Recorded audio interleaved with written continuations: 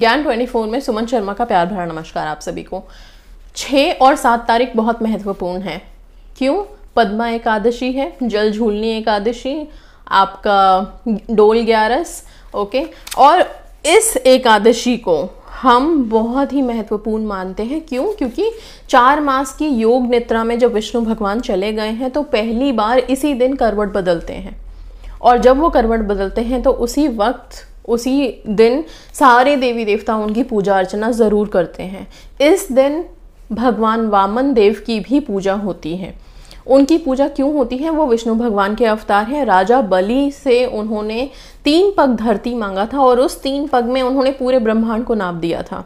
और राजा बलि की महानता ये थी कि उन्होंने इस दान के उपलक्ष्य में अपना सारा सर्वस्व दान कर दिया था, सब कुछ दान कर दिया था। तो दान का बहुत बड़ा महत्व है।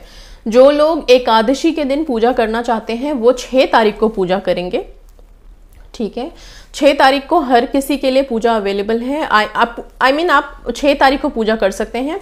6 तारीख को अपनी पूजा अर्चना में आप सुबह नहा धो करके भगवान विष्णु के आगे धूप दीप 56 भोग अगर चाहें तो वो लगा सकते हैं। और इस तरह से वहाँ पे पूजा अर्चना करने के बाद आप ओम नमो भगवते वासुदेवाय का जाप करेंगे। जाप करने के बाद दान दक्षिणा निकालेंगे।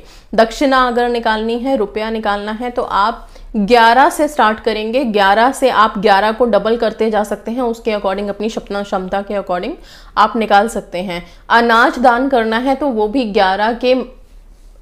11 जो संख्या है उसके हिसाब से होगी। आप 11 किलो दान कर सकते हैं, आप चाहें तो 11 मुट्ठी दान कर सकते हैं, आप चाहें तो 11 कटोरियां निकाल करके 11 कटोरी अनाज निकाल के वो दान कर सकते हैं। लेकिन 11 ही आपको काउंट में रखना है और वो आपको दान करना है। 6 तारीख को सुबह नहा धो करके आप स्नान करके पूजा अर्चना करने के बाद कर सकते हैं। अगर जो सुबह नहीं कर सकते वो शाम को पूजा अर्चना करने के बाद करेंगे। पीरियड्स में हैं तो नहीं कर सकते। पीरियड्स में आप अगर किसी को दान देना चाहते हैं तो आप लोग पीरियड्स में चाहे तो चीज़ें खरीद के ला सकते हैं और फिर किसी और के दूसरे के हाथों से उसको दान करवा सकते हैं, ठीक है। ये हो गया। और द्वादशी जो अगला दिन है 7 तारीख, वो भी उस दिन भी पूजा अर्चना होती है। उस दिन वामन देवता की बहुत अच्छे से पूजा अर्चना होती है। इसके पीछे संपूर्ण एक कथा है। इस कथा में क्या है? पूजा का दूसरा विधान इस प्रकार है। भगवान वामन की स्वर्ण मूर्ति के समक्ष 52 पेड़े तथा 52 दक्षिणा रखकर पूजन करें। भगवान वामन को भोग लगाकर सकोरे में दही, चावल, चीनी, शरबत तथा दक्षिणा ब्राह्मण को दान करके व्रत का पारण करें। मतलब आपको आप इस दिन भगवान वामन को भोग लगाकर दही, चावल, चीनी, शरबत तथा दक्षिणा, ठीक है, दही, चावल, चीनी, शरबत और दक्षिणा, ये 5 चीजें आप भगवान वामन को वहां पे आप उनके चाहें तो दान कर सकते हैं उनके नाम से। और ये बहुत बहुत गुणकारी साबित होगा आपके लिए। ये बहुत ब्लेस्ड साबित होगा, ठीक है। ये द्वादशी के दिन होता है तो ध्यान रखिएगा। द्वादशी 7 तारीख को पड़ेगी। 6 तारीख को एकादशी पड़ रही है। उस दिन आप लोग सिंपल जो दान बताया मैंने वो कर सकते हैं। पूजा अर्चना विधि विधान से कर सकते हैं एकादशी को। कुछ लोग सत्यनारायण भगवान की कथा भी करते हैं, वो अगर आप करना चाहें तो वो कर सकते हैं। द्वादशी जो अगला दिन है उस दिन भी वामन देव की पूजा होती है। उस दिन दही, चीनी और दक्षिणा और जो चीज़ें मैंने बताई अभी आपको, दही, चावल, चीनी, शरबत, दक्षिणा, ये चीज़ें आप वहाँ पे दान करेंगे उनको। मतलब उनका भोग लगाएंगे। पहले दान का मतलब भोग लगाएंगे, फिर उसको आप किसी गाय को खिला सकते हैं या फिर आप किसी को दान में दे सकते हैं, ठीक है। मतलब किसी गरीब को भी दे सकते हैं कि वो खा ले। समझ रहे हैं आप? बहुत ईजी रखना है इसको।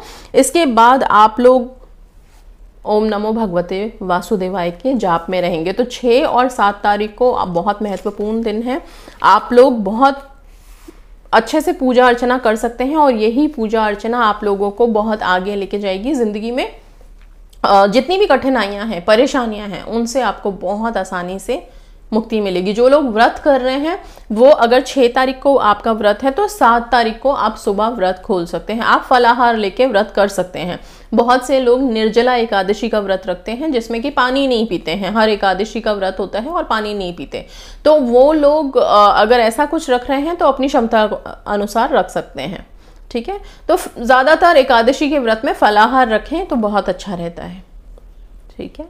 तो इस तरह से आप भगवान विष्णु की पूजा अर्चना कर सकते हैं। आप चाहें तो एक उपाय कर सकते हैं, 1 लोटा पानी लें, उसमें 11 तुलसी के पत्ते डालें। 11 तुलसी के पत्ते डाल के उस लोटे के पानी को हाथ में लेके आप उसमें जो भी आपकी मनोकामना है, प्रार्थना है, विनती है, वो उसमें बोल सकते हैं। बोलने के बाद आपको उसमें एक संकल्प डालना होगा कि जब आपकी ये मनोकामना पूरी हो जाएगी तो आप कितने एकादशी का व्रत उठा सकते हैं। ये थोड़ा सा कठिन है, इसलिए सोच समझ के कीजिएगा आप लोग, ठीक है। आप इसमें संकल्प डालेंगे कि एक मन्नत हो गई आपकी इस लोटे को लेके कि आपकी ये मन्नत पूरी हो जाए, जो भी मन्नत है आपकी, ये मनोकामना आपकी पूरी हो जाए। तो इस मनोकामना के पूर्ण होने पे आप 11 एकादशी का व्रत रखोगे या आप 21 एकादशी का व्रत रखोगे, जो भी आपकी क्षमता है, लेकिन 11 से कम नहीं होनी चाहिए। तो ये क्षमता मानते हुए आप अपनी मनोकामना भी बोल सकते हैं। उस लोटे के पानी को आप 6 तारीख को वहीं रहने दीजिए सारे दिन। सुबह 7 तारीख को उठा करके आप उसको पीपल के पेड़ में या फिर आप उसको तुलसी में ही वापस उसको आप तुलसी के जड़ में डाल दोगे पानी को। खत्म कहानी।